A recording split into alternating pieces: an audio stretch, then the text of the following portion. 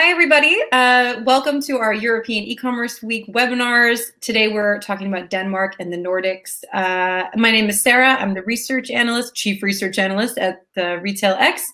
And welcome to the webinar. I'm joined today by one person. I'm joined by Thomas Lee from Telium, but I do have another person for you that I caught up with earlier on in the week, and that's Arna Anderson from PostNord. But today with me just now, live in the studio, if you will, is Thomas Lee from Telium. Thomas, do you want to tell us a little bit about what Telium does and particularly how that relates to Denmark and the Nordics? Sure. Hi, Sarah. Nice to meet you. Great to be here. Very excited. Telium is a technology company. We've been around for 10, 12 years now. And really what we can do, you can really sum that up very simple. We help companies to connect all their customer data so they can connect with their customers. It's kind of simple.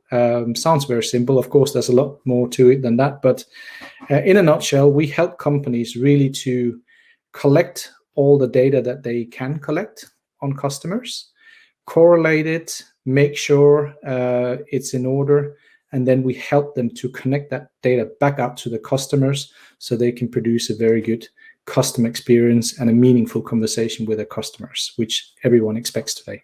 Yeah, definitely. Oh, definitely they do in Europe. That's for sure. The personalization. Okay, cool. Yeah. So now that you've vetted yourself for all the whack out there, I have a short presentation for everybody. I'm going to run through. I might ask Thomas a few questions in the meantime. I'll try to not speed through it. Then we'll have some questions for Thomas afterward as well. So let's get started. As I said, we've got Thomas, but we've also got Arna from PostNord. He's going to be joining. You'll see that video after. So first up, I wanted to talk about e-commerce infrastructure and B2C market sizes. I wanted to focus a bit on Denmark, but then kind of add in these additional countries as well. So as you can see, internet use in the Nordics and in Denmark, it's exceedingly high. In fact, in Sweden and Norway, we're looking at 100% this year. And of course, this is for the population that can use their opposable thumbs, let's say, to use a mobile device. So maybe not kids, but everybody that's able to use the internet is using the internet, which is pretty amazing. Northern Europe is doing really well with that. Their infrastructure is great for internet use. Okay. Online shoppers is next on the list, and I think I've already got a question for Thomas with this in mind, but I'll just go through the data really quick. I wanted to show everybody, on the left, you'll see this is devices used for online purchases in Denmark. So when we talk about e-commerce, especially in Europe, we're always kind of asking ourselves, which of the platforms are people purchasing on, platforms, but also the devices? What are the touch points that people are purchasing on? And these are some interesting data for you to know. It's very different from the rest of the world, let's say, which might be dominated by a mobile device or smartphone. But as you can see in Denmark, smartphone is kind of getting up there, but tablet is what I was most interested in. In a lot of other European countries, we see tablet at only around 7% of online purchasing. So it's pretty interesting that you've got a few options to reach your consumers in Denmark. And then I just wanted to show, this is from our European report that we did this year. We just published it a few months ago. We've got our data here for online shoppers. So this is the share of the internet users who are also shopping online within the year of 2019, this was. So for Denmark, it's definitely leading in the Nordics with 86%. And then we've got Sweden and Norway and Finland at 77%. Still really high, though. I think the lowest in Europe actually is only 74%, and that's in Bulgaria. So Europe in general is doing really well, but the Nordics are really hitting the mark there. So really quick before I continue with the presentation, and hopefully this doesn't break it up too much, but I already have a question for Thomas because of what you guys work on, in particular with data and consumers and reaching your consumers. I think that device usage is really important when you want to reach your consumers. So I'm curious to know about omni-channel shopping in particular in the Nordics and in Denmark. What are some of the trends with different devices that you're seeing? This could be anything from mobile shopping or price checking while in a store, or ordering something from a mobile device, returning in store. Just in general, what are you seeing when it comes to that, and how can you best reach your consumers in the Nordics with different touch points? Yeah, I think it's a great question. I think definitely what you see in the Nordics, and I'm just thinking of myself. I'm sitting in the UK now, but normally I'll be traveling in the Nordics, and everywhere you go, people walk around with devices, right? We are living in an era where everyone is typically on the move, and devices is what we carry along with us, right? So I'm not surprised at all. In fact, I'm quite surprised that, for instance, smartphone users is not overweighing desktop today. I think if one trend we're going to see in the next, year to two is smartphone definitely overtaking desktop. We are always on the move. We know how companies are becoming a lot better now to fit things into a small screen. Online shopping is literally just 2 clicks away from in our preferred shopping, and we are, as humans, inspired. We sometimes buy things when we don't really need them. We buy on the go, and it's very easy to just get your mobile app. So I'm surprised actually smartphone is not higher than it is. Of course, when you are in shopping mode, it's much more handy, it's more convenient, the screen is bigger. You tend to go to your desktop. Tablet is a funny thing. Tablet is not something you stick in your pocket and just pull out when you go. It's typically connected with either your desktop through work when you do presentations and stuff like that, or it's your kids watching Peppa Pig. When you're not touching it. I'm not too surprised about the trend there, but I think, just to finalize this question, I think what we're going to see is smartphone catching up with desktop, desktop not going away, and of course the overall volume of shopping from these devices is going to increase exponentially in the time to come, for sure. Yeah, definitely. It's funny that you say that about your kids watching Peppa Pig. I did once. I had a conversation with someone. I can't remember now what company he works for. It doesn't matter. In any case, I had a conversation. He said, "I think it's so funny. I call it Chardonnay o'clock or something when they're when you're at home and it's the evening and you're on your tablet and you're scrolling while you're watching something on TV, and then oh yeah, that's nice. I'll buy that." That was a great way of looking at it. How we use our devices so much and so often. Yeah. Definitely. And just to kind of piggyback off of that, I think it's also a bit interesting that smartphone isn't overtaking desktop. In some European countries it is, but not here yet. I'm curious to know if you think that apps are helpful. I know that you guys work with that, really reaching out to your customer. Do you find that apps in the Nordics are useful, or is there any case where that's helpful for a retailer to use? Yeah, I think the big retailers now, they're not only omni-channel present. They adapt to the environment they're in. So everyone is used to using app these days. That's part of making the game easier for you as a consumer. So take some of the big brands we work with, H&M and stuff like that. They all have consumer apps. It's not only mobile web. It's consumer apps to make that mobile experience be mobile and kind of fly into sort of the pattern that users are downloading an app and stuff like that. So absolutely, apps are very, very, very powerful for consumers in the context of e-commerce. Absolutely. And you'll see, there's not a big brand that will not have an app strategy across both iOS, Android, everything is important there. So Yeah. absolutely. Yeah, and it makes me think of particularly IKEA as a good case study, because I think they're everywhere. I mean, they're just everywhere that you can possibly reach touch points, and also a Nordic company, I guess. But yeah. Yeah, cool. Okay, sorry, I will continue on with the presentation, and we'll get to some more questions. This is, I like to call this one the money slide. I think this is one of the more interesting slides that we can see. I didn't include all the countries on either end of the spectrum. I just wanted to show everybody where Denmark, Norway, Sweden, and Finland are when it comes to turnover. We have a lot of questions always when it comes to turnover. How did this happen? Sweden has got a lot of people. How can it not be higher? We work with the e-commerce associations in each country to collect data and to determine the size of the B2C, specifically e-commerce market. So If you notice anything with that, of course, the e-commerce associations that we work with can probably answer some more questions on that. But Denmark has always been really great at collecting data, and probably, actually, I know for a fact that if you stick around for my conversation with Arna, you will hear more about PostNord's relationship with data and in the Nordics and how they collect that. They're one of the leaders there. So just wanted to show you the market sizes so you know what you're looking at. Okay, and then of course, because we're kind of focusing, it's Denmark and the Nordics, I just wanted to show everybody the year-on-year turnover with growth for Denmark in particular. This is in billions of euros from 2013 to 2020.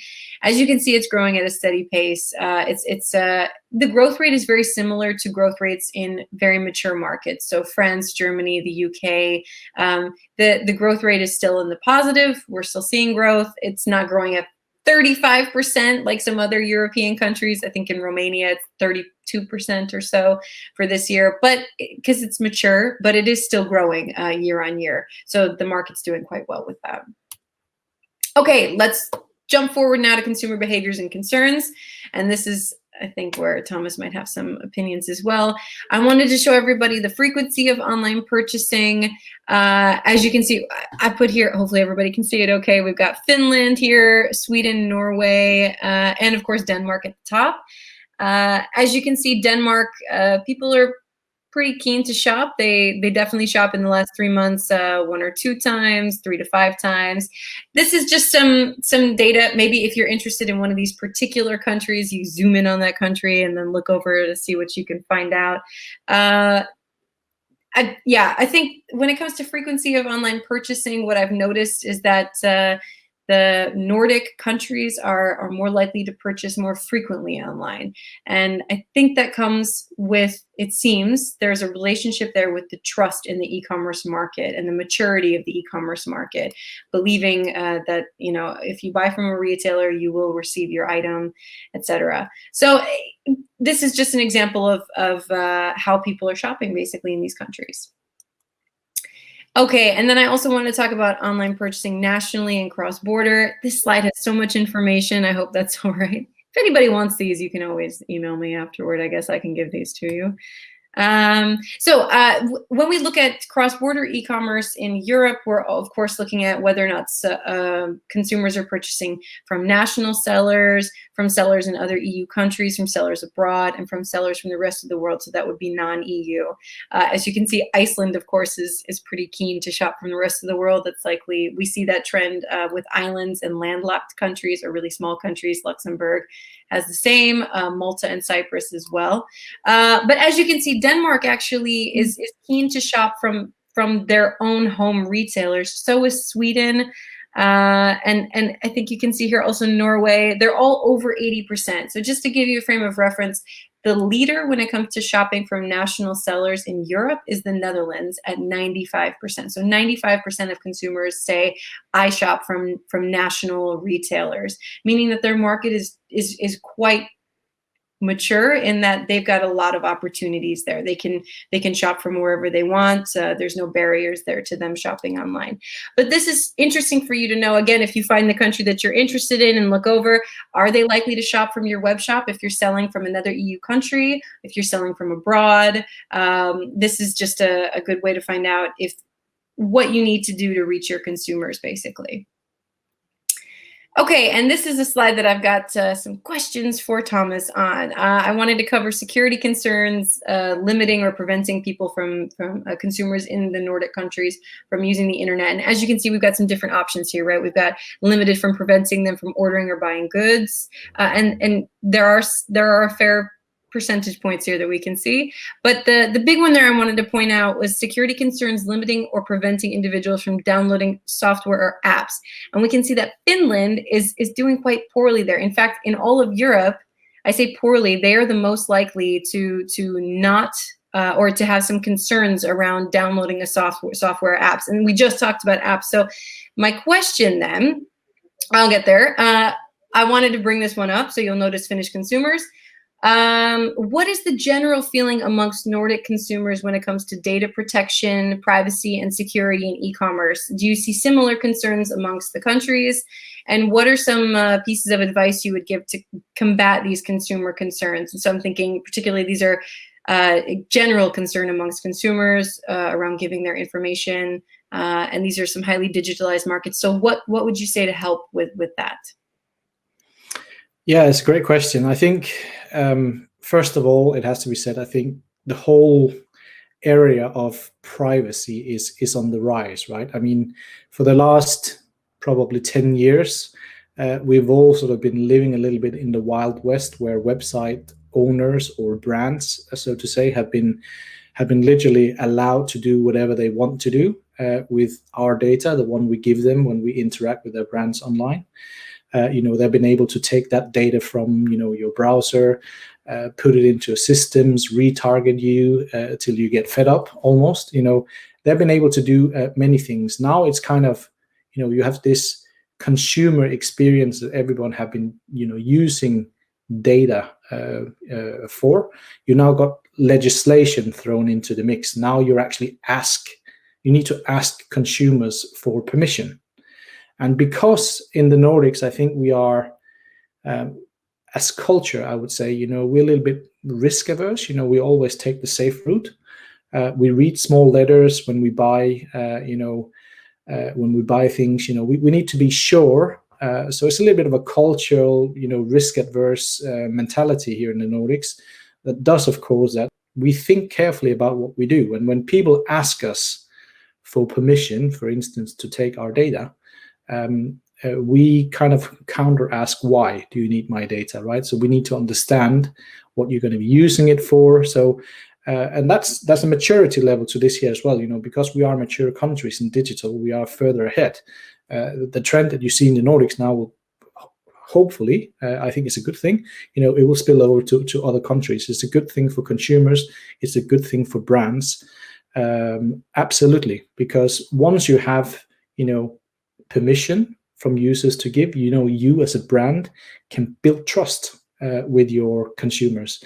And trust is fundamentally when you are building customer experiences, when you want to talk to your customers. We as consumers today, we don't buy necessarily because, we like a product. We buy based on trust, the experience, the whole experience around the brand. So it's a little bit of mix, as I mentioned. It's the mentality in the Nordic. We're reserved. We're risk. We don't like to take too many risks, and for that reason, we take these matters serious, and for that reason, some people might not do it if you as a brand are not clear in your message to me. You will not earn the trust. Yeah, definitely. I'm curious, someone's doing DIY somewhere near my house. So if you hear a saw, that's probably what it is. That's a side effect of COVID, right? I'm curious about GDPR actually, because you brought up, privacy, when it comes to consumer data and making sure that we're protecting consumers.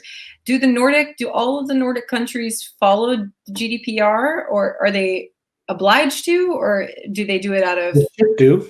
They should do. But I think it's fair to say that there are glitches. Not all companies have. I'm not saying they're not taking it serious, but there are certainly some companies that have not managed yet to make themselves fully compliant. And read the press. I'm not excluding the rest of the world here now. There are, of course, glitches, and as you can read about, there are penalties for people who do not oblige to this. So when you're working with an online proposition as a brand, you are collecting data from consumers, or you are intending to.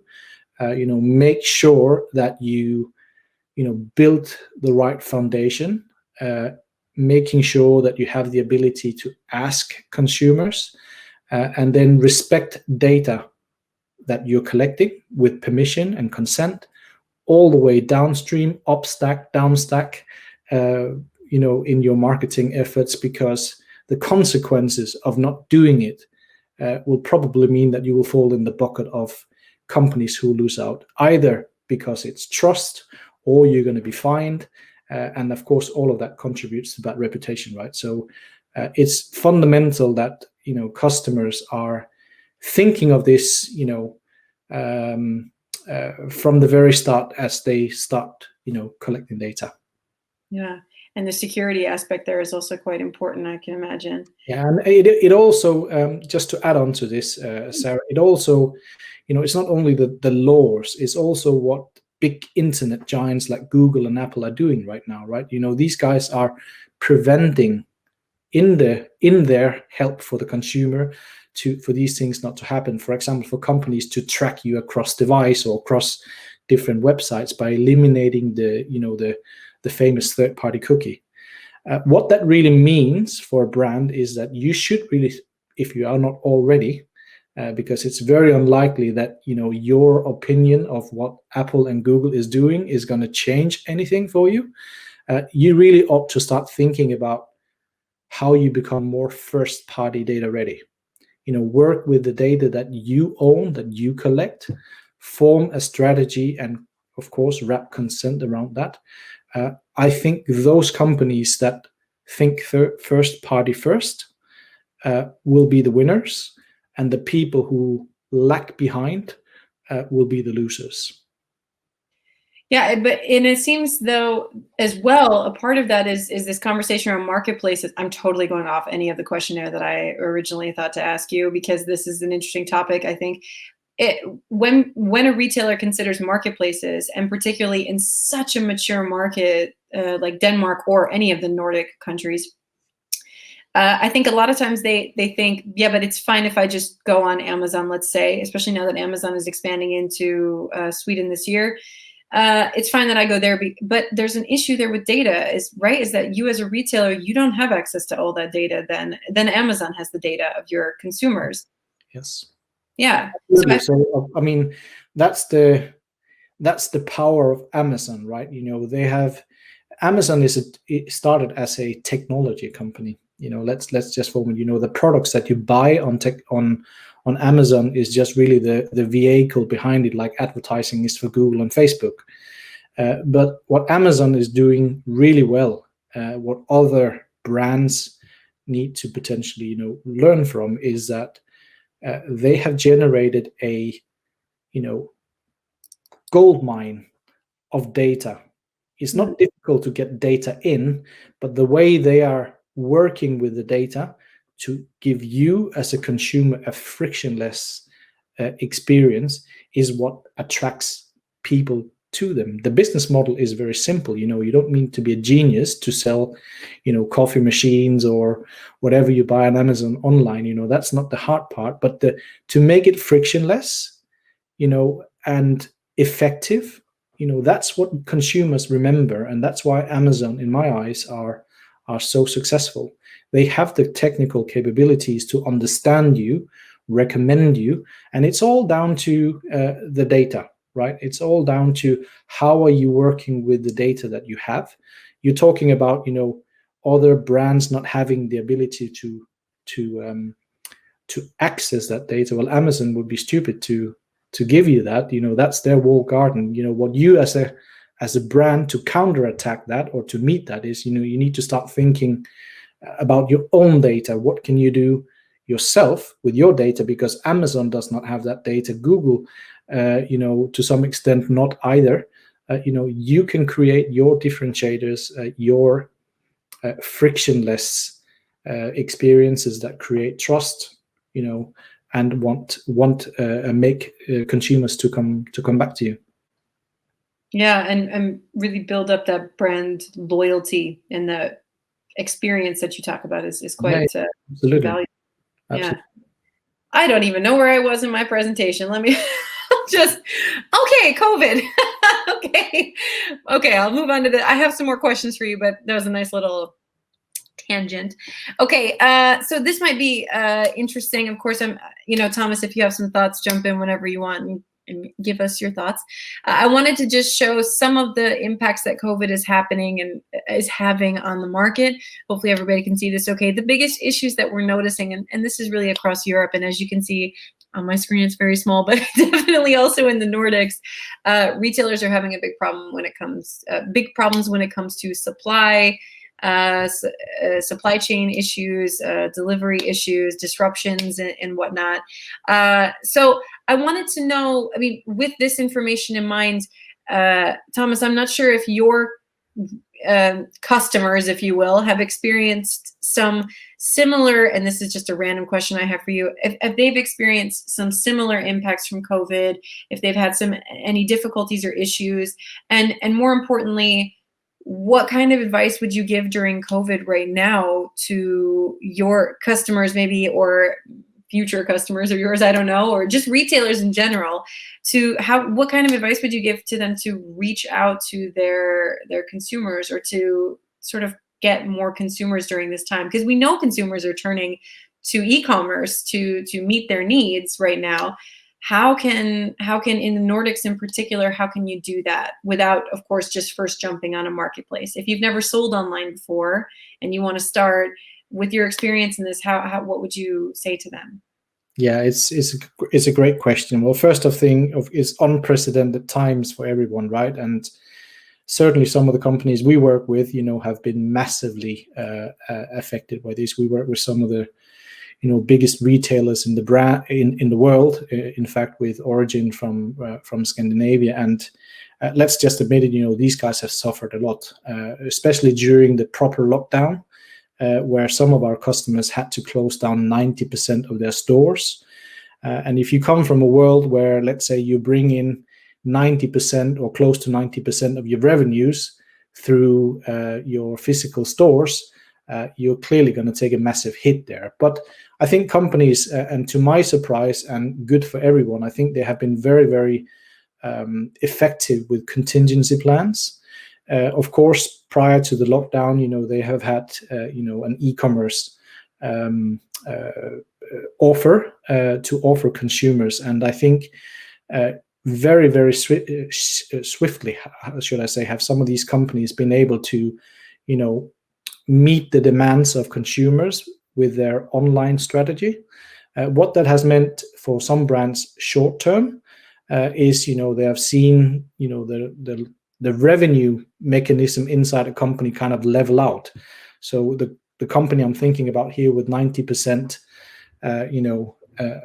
revenues from physical stores are now, actually exceeding more than half of their revenue is now coming from online. And clearly here they're doing something right. There might be some glitches in terms of supply, warehousing, logistics, and distributions. But that's a matter of adapting, supply and demand. I think what companies realize now, the next wave of where, a little bit the unclear future, is that most of what I hear is that we're not going to go back to the old normal. We're not going to go back to yesterday and say, there will be a day where things will be like yesterday, because this period of time we've been in now has also changed consumer behavior. People who have liked and used and preferred to go to a physical store have been forced online now, and some actually like it. So it's fair to say that the C level of some of the big retailers are now adapting to that, meaning unfortunately for some, it means that stores are closing, and transformation, further developing their online proposition is happening. So I think over the next, the foreseeable future, we'll see a lot of companies consolidating their investments towards digital, and that's great for the consumer. There's a lot of opportunity out there, and again, I cannot emphasize harder. If you are in that, position as a brand retailer, you should really, start putting your thoughts together around how you're going to be, meeting and exceeding consumer demand. It's all, back to the data conversation again. Look at your own data. Think of your own data as your gold mine. From right at the point of the time where you collect a piece of data till the time you want to give that data back to the consumer, people or brands that do that really well will be the winners, and people who are slowed out of the gate will be the losers for sure. Yeah, yeah, absolutely. I think that's true. The key words there I'm taking away from your comments are adapting, being, agile with how you maneuver yourself and Yeah, consistently and adapting you to. will automatically adjust your investments into online. I think you're forced to do that. That's not, not that that was not already in your plan. But now the speed of it is just, another. You have to do it at more speed and more urgent than you had to do it before. In other words, you probably have to catch up now rather than plan ahead. And thinking of that strategy, what are you going to do there? Again, I think some of the most important thing is for companies to fix the meaty problem, which is data. Mm.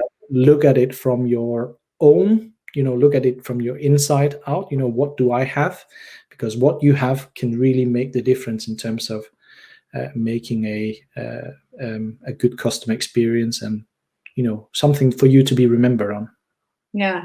And then when they collect that data, they should then give it to me so I can also use it in our reports.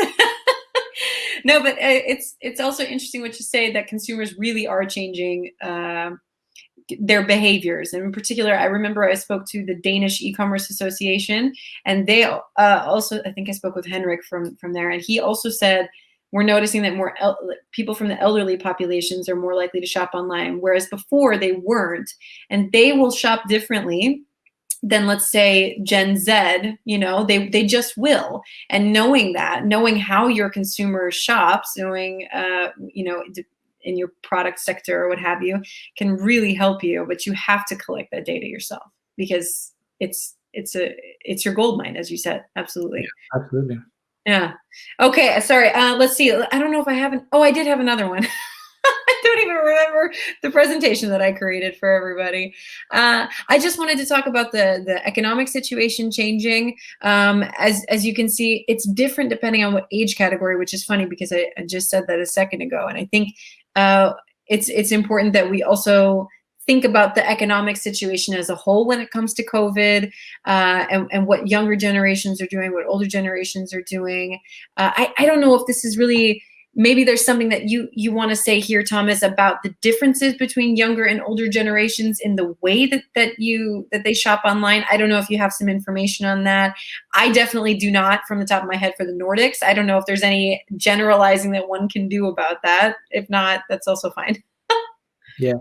No, I think, of course, especially our generation, Sarah, there's not really any huge transformation. I mean, it seems like ages ago since I got my first mobile phone, but actually is not that long ago. No, So we've all been that, through that heavy transition. I think, once you are, in it and do it, and you think back after a certain period of time, it feels like you've done the same thing forever. yeah. So there's not really any revolution. Of course, if you go down to my grandmother, who was not alive yet, but if she would be going through what we're going through, for her, obviously it would be a huge transformation. But looking at my old parents who are getting older, who are certainly not born in the digital age and stuff like that, they're all digital, and they're not speaking of it as it being massively complicated. They book their holidays online. They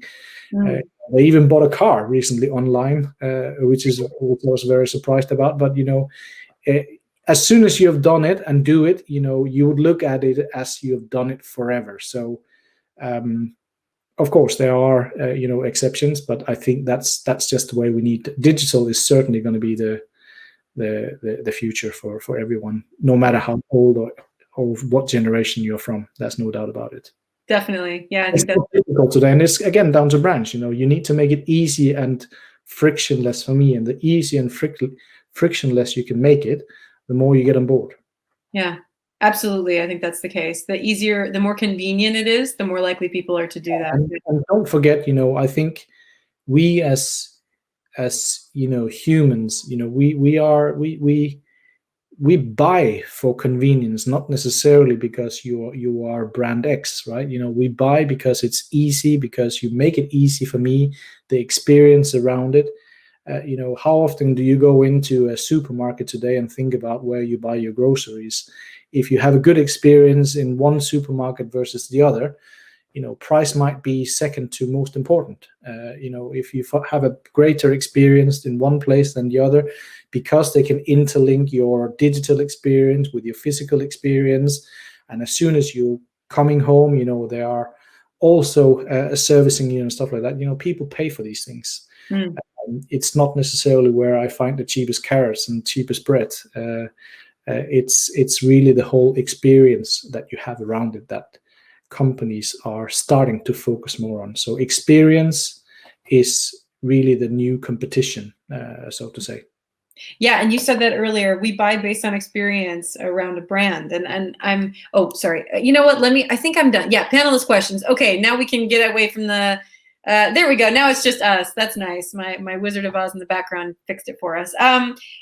I'm curious about also how social media has an impact there, because, if we're buying based on experience, you're noticing, well, at least I'm noticing, there are some generations and some product categories that are really appealing to Gen Z. And you've got some social media platforms that people are now using, like Instagram and influencers. When it comes to personalization, and particularly what in your expertise at Telium, how would you advise retailers coming into the Nordics when it comes to social media? Would you have, suggest they, I don't know, work with influencers? What's the setup there? Use them. There are some of the biggest networks, so to say, to reach your end consumers. What's really going to be the game changer here for companies that have social strategy at the moment is, again, down to what the big guys like Google and Apple are doing right now. It's quite scary when I tell you this here, but in 420 days or thereabout, when Google joins the race in eliminating the famous cookie, advertisers are going to find themselves in big trouble, because what they're doing right now, with pixels, sending that off to Facebook and doing great targeting, by the way, is going to go away. So again, the whole aspect of finding a good strategy foundation for collecting data, making sure that what you can send along to your Facebook campaigns and stuff like that sticks with the consumers that you want to know and target. Because unless you do, every time I go back to Facebook, I'm a different person without the cookie. So you need to work with someone, for instance, us at Telium, where you can start working with these, social media platforms like Facebook, for example, and find ways to append, your campaigns with data that really talks about who you are and what you've done. And through that mechanism, you can make those very, very powerful. It will not go away that some of the biggest brands will find, networks like Facebook and stuff like that, they're most attractive, because nevertheless, it's not only one generation, there's several generations that are on these platforms. Yeah, definitely. And I wonder how sustainability also plays a role in that, because, you see in some European countries, and in some countries around the world, it doesn't have to be just in Europe, there is less of a focus in e-commerce on sustainability. But you notice way more in the Nordics, there's more of a focus, not just on sustainability when it comes to packaging, but the whole entire product journey. So the supply. Yeah. Every big retailer now is kind of talking about becoming carbon emission free by 2025 and stuff like that. So yeah, it's a big thing. And that's, again, I think that's a little bit, again, I want to be talked about as a good brand. Again, the importance of reputation. It's part of the. Some consumers are aware of these kind of things. There are consumers that are buying based on how well you're doing here, because they're very environmental conscious and stuff like that. So you cannot take loose on these kind of things. You don't want to have a good product, but what you need to do is to burn 2 rainforests to produce your products. That won't go down well with the consumer. So I think it's very, very important. It's all plays together, and it's how you communicate that to your consumers, right? It's part of your branding strategy to make sure that that's really known. Not do I read any big brands annual reports these days, and I read quite a lot of them, where sustainability is not a very important part of it. Yeah. So absolutely, it's very important. Definitely in the Nordics as well, I think. I mean, Greta Thunberg comes straight out of the Nordics, so I think everybody's focused on that. Okay, cool. I have a question actually that I wrote down, and this one is from my questionnaire. So thankfully, I'm sticking slightly to my ideas here. I wrote to you that I've seen a lot of Black Mirror episodes when it comes to data and what we're doing with data, and I'm curious. I have had lots of conversations with friends who find it very unsettling that some of these ads that they're getting are, they said something one day in passing to a friend, and the next thing they know, they have a Facebook ad suggesting that to them. And they're wondering, is my microphone turned on my phone? And that was maybe me wondering that. But so I'm wondering, what is the right way to use personalized marketing for Nordic consumers without turning them off? Because they are so, you said it earlier, they do read the fine print. They are concerned about their privacy. We saw just a minute ago in the slides, they are concerned about that. So how can you use data and personalization to reach them without turning them off? And what are the proper channels to do that with? Yeah. So again, technically speaking, all the problem to what you're talking about already exists. Again, I raised my hand if you want to talk about it. But, when I go traveling to the Nordics, just to put your example into my own example, in normal circumstances, I will be probably, in Stockholm, Copenhagen, or Oslo, or somewhere else right now, meeting a lot of wonderful people in many different brands. And I go over there, I sit in London right now, and I book my hotel or my flight, go over there for a couple of days, come back, and I see I'm spammed for the next week by hotels.com and booking, wanting to sell me hotel rooms from a place I just returned from. Not good experience. If you had the ability, to understand who your customer is, and by understanding, I mean the fact that you've just been to Copenhagen, you've converted on that hotel room for 2 nights. That data should be available for you. And with that data, what you can do is kind of suppress me from that communication that you're still giving me. You could say, 2 people who have been there, take them out of my campaigns, move them into something else, give me a 5% discount for my next trip over. Technically speaking, that's very easy to do. I just don't think companies know about it yet. But that's, it's very easy concept of this. But again, we're down to this, build up your data strategy, because if you have that data readily available to action upon, it's very easy for you to tell, Facebook or Google, for example, to not show you that ad, because that will probably have some degree of annoyance for the end user. So, those are kind of tactics that companies should really be doing. Don't only think about from the perspective of annoying the customer, but also because you're paying for these advertising. It can actually save you money. Yeah. No, that's some really good advice. It's so funny that you bring up that example, because I just did the UK webinar. I'm not sure the order of these. And I had a guest who brought up the same example almost to a T, and said, I'm so annoyed when they do that. And I think, how have we not figured that out yet in the world of e-commerce? We have so many, and we have, it's just if retailers want to use it, if retailers want to use the services available to them to help them actually manage their data. Cool. Okay, Thomas, I'm sorry. I feel like I've taken up all your time today. My key takeaways from your discussion, well, definitely adapting is super important. Looking at your consumer data. I wrote first party first, so first party data first. Yeah. Also consider your branding when it comes to sustainability. As you said, all these countries and companies are so focused on it, except for, unfortunately, my own home country of the United States. We'll not talk about that. This is the end of the webinar. But yeah, so thank you so much for all your insights. Everybody should stick around just 2 more seconds. You're going to hear my conversation with Arna. So enjoy that, and I'll see you after our conversation with Arna. Hi, everybody. Welcome to my conversation that I'm having with Arna today about Denmark and the Nordics. We're not going to spend too much time on the intro, but Arna, could you tell us a bit about PostNord and what you do? Yeah, PostNord is the biggest parcel logistic provider in the Nordics, I think. I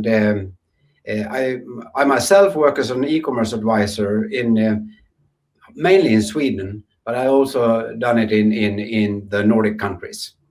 Okay. And I follow the e-commerce market here since middle of 90s. Okay. Yeah. So you're perfect to ask all the questions to.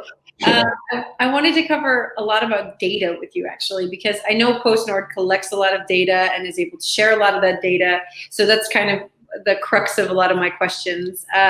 So first up, PostNord is constantly coming out with fantastic data that I also cite in my reports, I should say.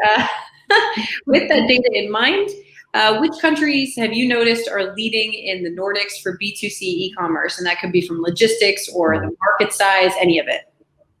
Yeah, it's interesting, and I'm glad to hear that you read our reports. That one that we translate to English. Most of them are in Swedish. So I'm happy to hear that you read Swedish too. No, but I also have to say now when everyone followed the election in the U.S. I have to say that I'm one of the founding fathers of the reports. So I've been to it from the very beginning.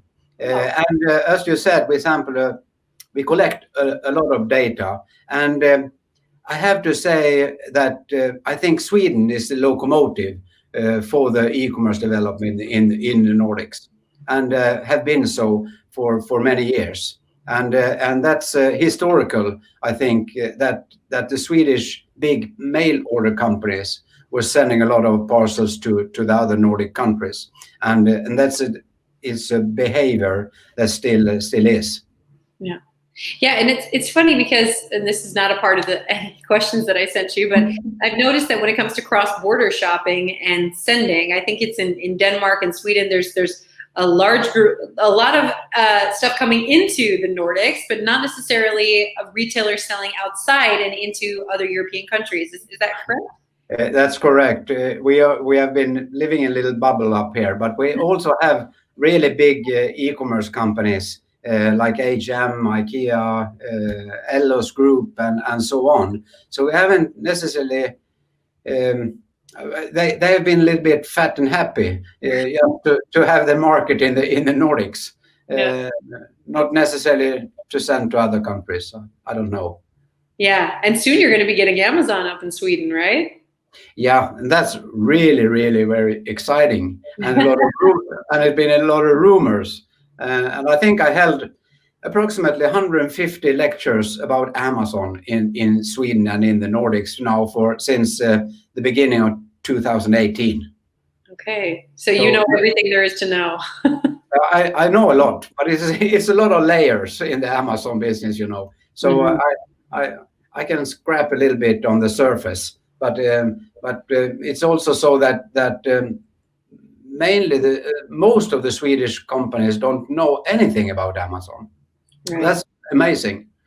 Yeah, indeed. Yeah, because they've mostly been in Germany for Swedish or for Nordic consumers. I guess they've purchased from also. Sorry, I'm getting off questions. Okay, to my next one. That's okay.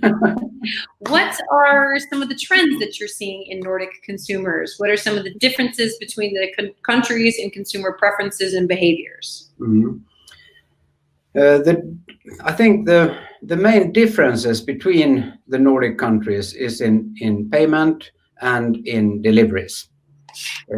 We can see that the Danish people don't want invoices, but we are Klarna is really big here in Sweden, you know, and also in Norway, and it's coming a little bit in Finland too.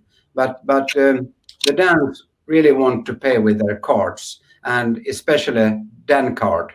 It's a special card, but it's a card, but it's special for Denmark, and they don't like invoices. They see that as more like a confirmation of the order, so they don't pay their invoices. So little bit special there. But in Sweden, it's cards and invoice, and the same as in Norway. And in Finland, it has been common with direct payment through the bank. But we can see that cards are coming quite strong in Finland too, and a little bit invoice. Okay. And then we have the delivery methods, due to Corona, we see a strong growth in home delivery in all Nordic countries. But we can also see that from the beginning, home deliveries have been the strongest delivery method in Denmark. And in Sweden and Norway, it have been service points or at the post office or similar.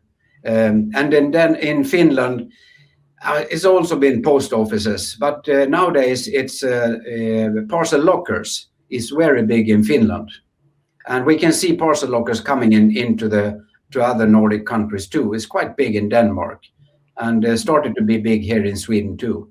But the differences is mainly in payment and delivery methods. And if we look at trends outside the logistics, well, okay, inside the logistics too is click and collect. That the retail companies offer click and collect in their stores. And that's a huge trend.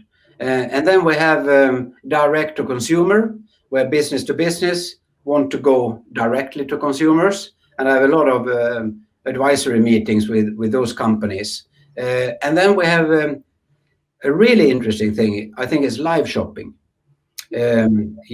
It's coming strong here in Sweden, and I think that will be kind of a glue between the physical and digital stores. So it's like a combination of both, and it can be a key to true omni-channel. Yeah, a little bit of that. Yeah, and can you explain what is live shopping, maybe for somebody who doesn't know what that is? Yeah, well, it's live video that a company like let's say H&M. So you know that in UK, and they can send live from a store, and they can try on the dresses or what it is, and you can just click on the desktop or click that one I want, and so on, and it's directly down to the checkout, and you can buy it instantly and directly, and I think that's a kind of a combination. It's digital, physical in a way. So it's easy and it's convenient, and it's really good content. Yeah, nice combination there. And when it comes to the payment and delivery method differences, for delivery in particular, do you notice a difference in the amount of time that consumers are willing to wait to receive their packages? Because I know in the Netherlands, they will only wait a day or two max. They want it now, Wow. So. But you can throw a stone over the Netherlands. It's not. I will not tell anybody. It's the same in Denmark, but you can't do that in Sweden. No, but yeah, delivery times matter, and especially in big cities like Copenhagen, Oslo, Helsinki, and Stockholm. Yes, so we see a disruption of the delivery market here in those cities, and lots of parcel lockers coming up. It's like a hybrid of pickup and home delivery, but you have the freedom to pick it up whenever you want. Don't need to be home, and we can also see that fast delivery, niche actors coming into the market. And I think we are not a niche actor, but we want to provide people with safe delivery next day or 2 days, right, depending on the geography.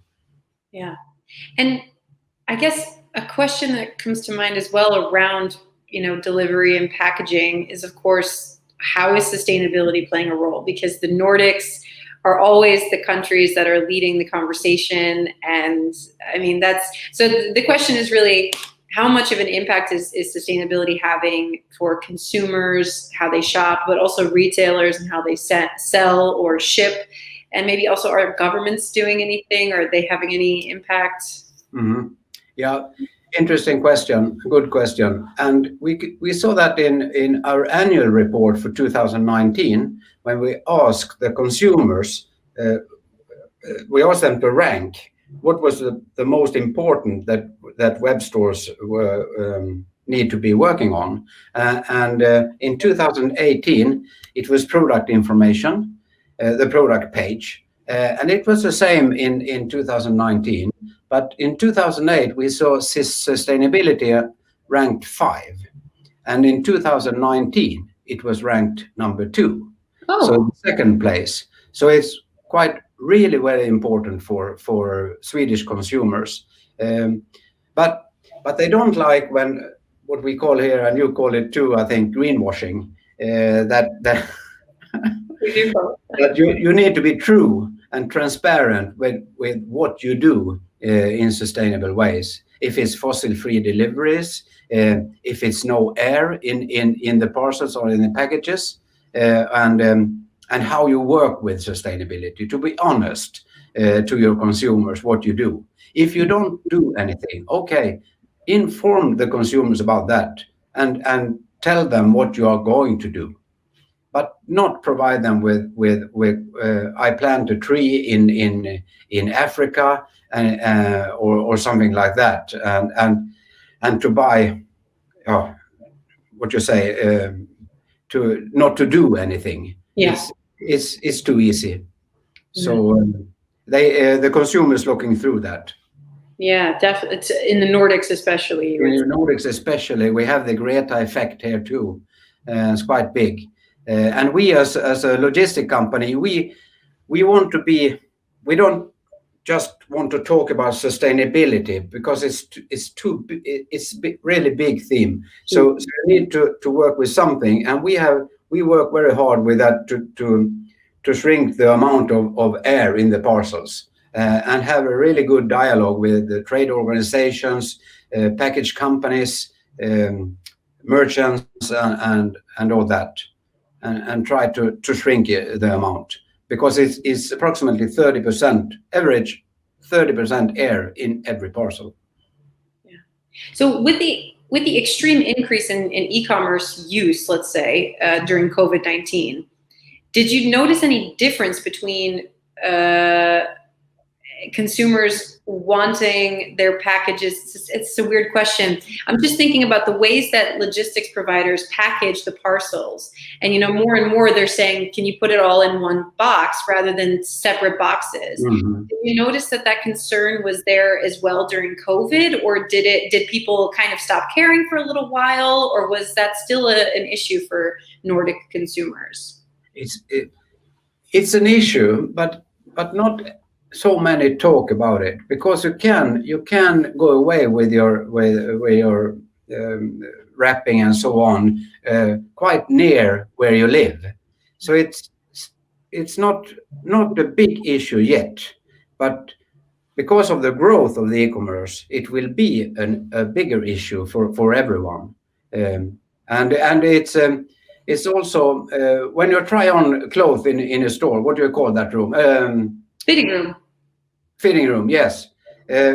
We have a discussion now here in Sweden if you need fitting room, or if you need where you can put your wrapping and that kind, or your waste instead of fitting room. Yeah. So that's quite interesting too, because how many use the fitting room? How many have used to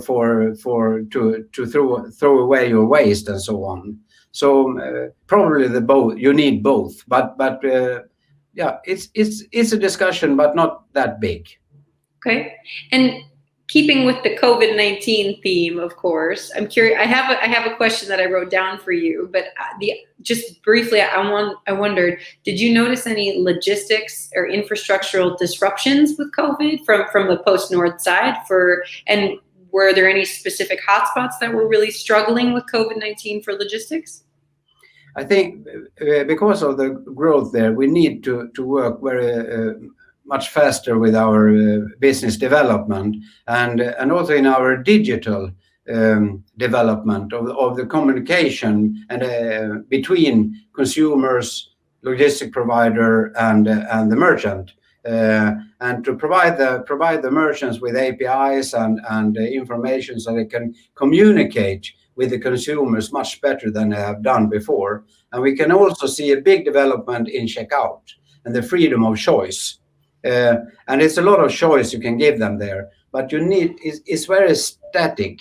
You need to and it's not a mature part of e-commerce today, but it's a lot of choice, but it's not that logic, neither in geographic, in time, in delivery times, or in price, and so on. So you need to work more with a dynamic delivery checkout, I think, in the future. And I think that will be very important now when we are near Black Week and Black Friday and so on. Oh, yeah. We're lucky that we don't have Prime Day in Sweden today. So yeah. Oh yeah, you will next year though. Speaking of, probably. But it took them 2 years to start in Turkey. So we'll see. That's true. That's true. So speaking of, because they are coming this year, this year, as you say, it could take two. Who knows? What kind of insights can you give to SMEs with this behemoth coming to their town, basically? But for the first, they need to learn about that platform. They need to learn the business model for marketplaces. That's the first thing, I think. And also when I meet, for example, business-to-business companies, they want to sell direct. We start to look into who is selling your products today, and no clue. So then we look into the Amazon, we can see the resellers of their products and so on, and they don't have control. So one of my most important advices is that take control over who's selling your products today, and put up a strategy for how do you want to work, if you want to work with Amazon or not, or shall you be on the vendor side or on the seller side. That's mainly the discussions we have today, to make up a strategy and to learn about the platform. Okay. So it's really interesting that no one knows so little about this platform. And it's also, but it's not. It doesn't mean that you need to sell on Amazon. You could maybe it's fit better to sell on Zalando, for example, or some vertical platform, or eBay, or what it is. Yeah, could very well be. Yeah, people, they need to educate themselves with their market strategy and figure that out. Exactly. Go ahead, please. I think it's also interesting what's going to happen when Amazon launch in Sweden. I think that will be. It will be a developed e-commerce market, and I think that's the little thing that we have missed in Sweden, because Sweden is so e-commerce developed. We have a really good infrastructure and very good knowledge about the e-commerce market, from digital bureaus to e-commerce platforms and so on. So the environment is really very well developed, I think. But we haven't had those kind of marketplaces for so many years. So it will be really interesting to see. Yeah, absolutely. Well, Arno, we're coming to the end, but I wanted to give you an opportunity. Is there anything uplifting that you would say about the Nordic markets coming up in the rest of the year of 2020 and also 2021? I know that COVID people are struggling with that, and logistics are always a question. Is there anything that you can have us inspired or hold on to about the region and e-commerce? For you, the sitting in UK, I'm so proud over the Nordic and especially Sweden's development over the e-commerce market, and I hope we can inspire the UK companies maybe to sell to the Nordic consumers, because it's almost 80% of the citizens in Sweden now buy on the internet every month. So that's a huge target group for UK companies also to try to sell to Swedish consumers. I know it's a lot of UK companies already selling, especially in beauty and clothing, like ASOS and all the cosmetic companies and so on. But I think, yeah, I'm very proud of this, what we have done. And you saw that we outpaced US with 5% in the second quarter. You did it. I think that was great. I think the only thing that the United States is winning right now in is not the thing that they want to be winning in. Let's be honest. Yeah, that's right. That's right. Yeah. Well, it's actually really uplifting to hear. I do hope with Brexit coming up, though, that companies will be. No, yeah. We don't like Brexit either. Okay, so we'll not touch that topic because we'll have a separate podcast, just you and me, about that. Yes, that's good. Oh, funny. Cool. Well, thank you so much for joining me, Arna. I really appreciate your insights into the Nordic market. Yeah, thank you very much. Take care. Bye. Great. Thanks, everybody. I hope you enjoyed that conversation that I had with Arna, all things data related. If you have any questions on the presentation, or if you want to reach out to Thomas or to Arna, please definitely send me an email. If you haven't had a chance to check out our European e-commerce report and you want some more information about the countries that we cover here, please feel free to download it at retailx.net. I think it's there. Yeah, there's the Denmark report. We did that one earlier this year. But thank you again so much for joining us. Thank you to Thomas and to Arna for being my esteemed guests. And I hope everyone stays safe and takes care during this crazy time. Thank you. Bye. Bye-bye.